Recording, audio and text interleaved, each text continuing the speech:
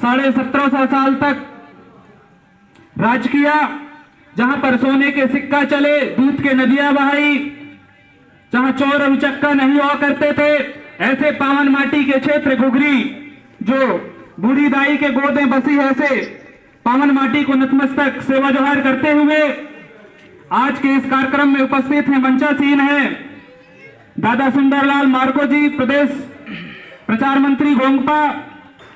इस कार्यक्रम में उपस्थित हैं देव सिंह सयाम दादा, प्रदेश सदस्य। इस कार्यक्रम में उपस्थित हैं राजेंद्र प्रते जी, गोंडवाना महासभा के प्रदेश प्रवक्ता।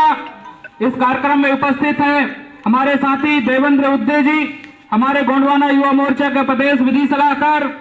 इस कार्यक्रम में उपस्थित हैं जो इस यात्रा को लेकर जो मंडला जिला के 9 विकास खंडों में लगातार भ्रमण कर रहे हैं हमारे छोटे भाई गोंडवाना गणतंत्र पार्टी और मोर्चा के जिला अध्यक्ष संतोष परस्ते जी। इस मंच में मंचासीन है जनपद अध्यक्ष तिरुमाय दीदी जनिया मरावी जी। इस कार्यक्रम में उपस्थित हैं कलीराम दुर्वे जी, जनपद सदस्य बुलादर। इस कार्यक्रम में उपस्थित हैं मुकुंद मार्को जी, डोंगर मंडला जनपद सदस्य। इस कार्यक्रम में उपस्थित हैं भाई सुरेश मरावी जी। इस कार्यक्रम में उपस्थित हैं इस ग्राम के प्रथम नागरिक कहा जाए सरपंच भैया गणेश मरावी जी, परस्ते जी, सॉरी। इस कार्यक्रम में उपस्थित हैं विद्यासागर मरावी जी, उप सरपंच जी। इस कार्यक्रम में उपस्थित हैं ब्लॉक अध्यक्ष नवाजी मरकाम जी। इस कार्यक्रम में उपस्थित हैं जो यात्रा के साथ लगातार चल रहे हैं हमारे जीएसयू के जिला अध्यक्ष छोटे भाई सेम परते जी। इस कार्यक्रम में उपस्थित हैं, जैसा कि हमारे प्रदेश प्रवक्ता जी ने कह रहे थे कि इस क्षेत्र के एक अंगद ही कहा जाए, चूंकि मैं उनकी व्याख्या नहीं कर सकता, दादा अंगद उद्दे जी। बहुत सारे ऐसे हमारे युवा साथी हैं जो विभिन्न ग्रामों से आए हुए हैं, विभिन्न संगठनों से आए हुए हैं। निश्चित रूप से आप सभी के चरणों में कंवर सिंह धुर्वे का सादर सादर सेवा जोहार पहुंचे। और मंच के आसपास कम ही लेकिन बम कहा जाए हमारे जो गोंडवाना को चाहने वाले हैं, गोंडवाना राज संकल्प यात्रा को सुझाव और अपना सहयोग देने के लिए जो आए हुए हैं, आप सभी के चरणों में कंवर सिंह धुर्वे का नतमस्तक सेवा जोहार पहुंचे। साथियों, आज मैं बहुत ज्यादा कुछ बोलूंगा नहीं क्योंकि समय का अभाव है, और मैं निश्चित रूप से घुघरी जो है गोंडवाना गणतंत्र पार्टी या गोंडवाना समग्र विकास क्रांति आंदोलन का क्रांति का केंद्र रहा है। ऐसे केंद्र में मैं निश्चित रूप से एक युवा होने के नाते यहां पर मैं सीखने आया हूं, ऐसा मैं जो है महसूस कर सकता हूं। साथियों, चूंकि आज 1 अगस्त से लेकर 9 अगस्त तक नैनपुर के जिरियागढ़ी से लेकर छिंदीगढ़ मवई तक गोंडवाना राज संकल्प यात्रा निकली है, उस संबंध में एक मैं संक्षिप्त चर्चा जो है आप लोगों से करना चाहता हूं। साथियों,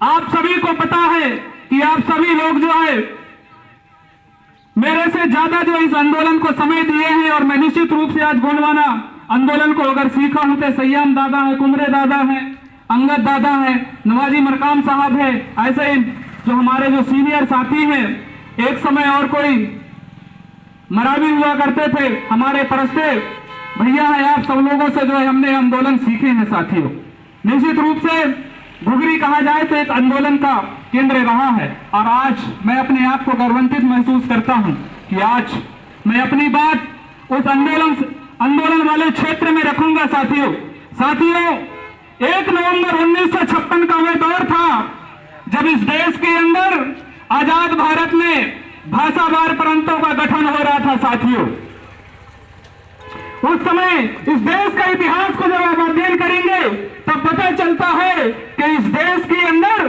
जब राज्यों का निर्माण हुआ तो राज्यों का निर्माण भाषाओं के आधार पर हुआ। साथियों, आप सभी जानते हैं, छोटे भाई संतोष परस्ते जी ने भी बताया कि पंजाब बोलने वालों को पंजाब दे दिए, राजस्थान बोलने वाले को राजस्थान दे दिए, गोयनीज बोलने वाले को गोवा दे दिए, उड़ीसा बोलने वाले को उड़िया दे दिए, और कन्नड़ बोलने वाले को कर्नाटक दे दिए, मलयालम बोलने वाले को केरला दे दिए। साथियों, बंगाली बोलने वाले को बंगाल दे दिए, लेकिन गोंडवाना बोलने वालों को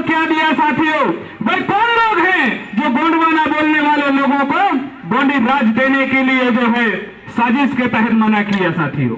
ये आज तक क्यों नहीं दिया गया? मैं इस मंच के माध्यम से हमारे जो युवा साथी बैठे हैं उनको आगाह करना चाहूंगा कि ये साजिश आखिर क्यों हुई। इस बात का अध्ययन आपको करना पड़ेगा साथियों।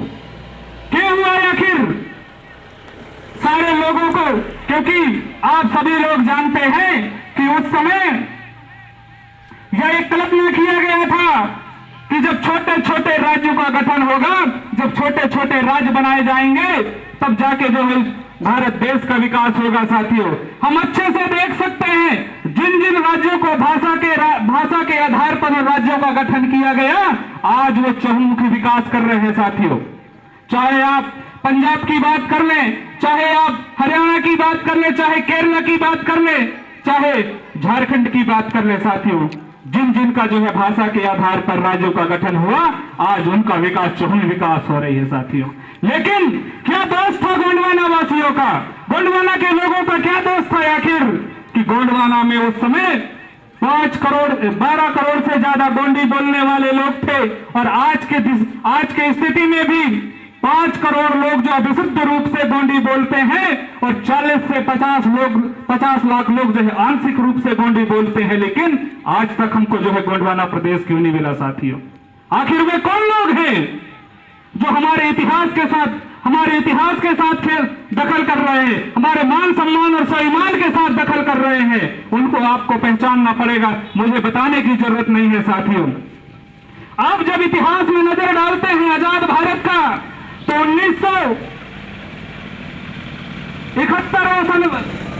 1967 में 71वां संविधान संशोधन करके सिंधी और नेपाली जैसे भाषाओं को, जब आजाद भारत में 14 भाषा थे जिसको राज्य भाषा का दर्जा दिया गया, और 1971वां संविधान संशोधन करके 1967 में सिंधी जैसे भाषाओं को जो है 8वें अनुसूची में शामिल कर दिया गया। आप लोगों को पता होगा कि सिंधी पाकिस्तान में बोली जाती है, ऐसे भाषाओं को जो है 8वें अनुसूची में शामिल कर दिया गया साथियों। और उसके बाद जब 52वां संविधान संशोधन करके 2003 में, उस समय अटल बिहारी वाजपेयी की सरकार थी, उस समय आपके लोकसभा क्षेत्र का सांसद माननीय फग्गन सिंह कुलस्ते उस समय प्रथम कैबिनेट और जनजाति मंत्री हुआ करता था साथियों। उस समय 4 भाषाओं को 8वें अनुसूची में शामिल किया जा रहा था। बोडो, कोंकणी, इन भाषाओं को जो है आपके 8वें अनुसूची में शामिल किया गया। लेकिन मलाल है कि फग्गन सिंह कुलस्ते जिस क्षेत्र में रहते हैं, उस क्षेत्र में जो है गोंडी भाषा जो है पर्याप्त रूप में बोली जाती है। आपके घुघरी चौरासी क्षेत्र में जो है पर्याप्त रूप में गोंडी भाषा बोली जाती है, लेकिन उनको याद तक नहीं आया। इसलिए गोंडवाना के लोग कभी कभी गुस्से में कह देते हैं कि नालायक फग्गन सिंह कुलस्ते जैसे नालायक बेटों के वजह से ये गोंडवाना जो है आज पिछड़ा हुआ है साथियों। इतिहास में यही नहीं रुकता साथियों। 2014 में जब तेलंगाना राज्य का गठन किया जाता, उस समय मनमोहन सिंह प्रधानमंत्री हुआ करते हैं, और तेलंगाना राज्य का जो है अलग से राज्य गठन करते हैं साथियों। तो ये कह दीजिए कि हमारे साथ दोनों जो है, चाहे वो भाजपा की सरकार हो चाहे कांग्रेस की सरकार है, दोनों ने हमारे इतिहास को दबाकर दफन करने की कोशिश किया गया है साथियों। इस बात को आपको अच्छे से समझना पड़ेगा साथियों। जब इस क्षेत्र का उस समय अटल बिहारी वाजपेयी कहा करते थे कि छोटे छोटे राज्य होंगे तब राज्य का निर्माण होगा, लेकिन पता नहीं, आप लोग कई वीडियो देखे होंगे कि फग्गन सिंह कुलस्ते जी का जो है वीडियो, कई उड़ते हुए वीडियो वायरल होते हैं। हो सकता है उन बातों को जो है वो नहीं सुना रहा होगा, जिसके चलते आपकी बात जो है नहीं रखा गया साथियों। ये हमारे लिए एक ऐतिहासिक अन्याय है साथियों।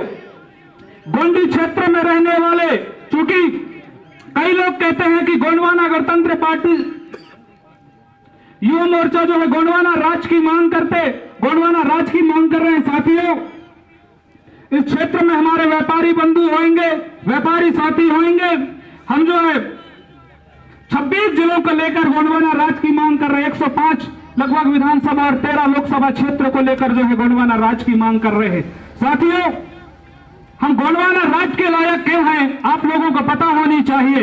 हमारे क्षेत्र में चाहे वो नेशनल पार्क हो, चाहे कोई बांध हो, चाहे हीराकुंड परियोजना हो, चाहे कोई भी बांध हो, वो सारे के सारे, चाहे कोई रोड के नाम से, कोई बांध के नाम से अगर कोई विस्थापित हुआ है तो हमारे लोगों ने कुर्बानी दिया है। साथियों, हमारे क्षेत्र में अगर नेशनल करेंसी अगर जनरेट होती है तो हमारे क्षेत्र में होती है। साथियों, क्योंकि अगर हम नेशनल करेंसी जनरेट कर सकते हैं तो क्यों गोंडवाना राज के लायक नहीं है। साथियों, कई लोग कहते हैं कि दादा मरकाम जी ने जो है बहुत जल्दी गोंडवाना राज का गठन करके जो है समाज को बांट दिया, तो मैं उन लोगों को इतिहास की तरफ ले जाना चाहूंगा। साथियों, कि 1916 में जो है आदिवासी महासभा काम करना चालू कर दिया था और आरएसएस जो है 1925 में काम चालू कर दिया था और 1980 के दशक में जो है फुल फेम में आकर राजनीति कर रहा है। आज आप लोगों को दिखना है कि आरएसएस नामक कोई संगठन है। मतलब इस देश के अंदर अगर सही कहा जाए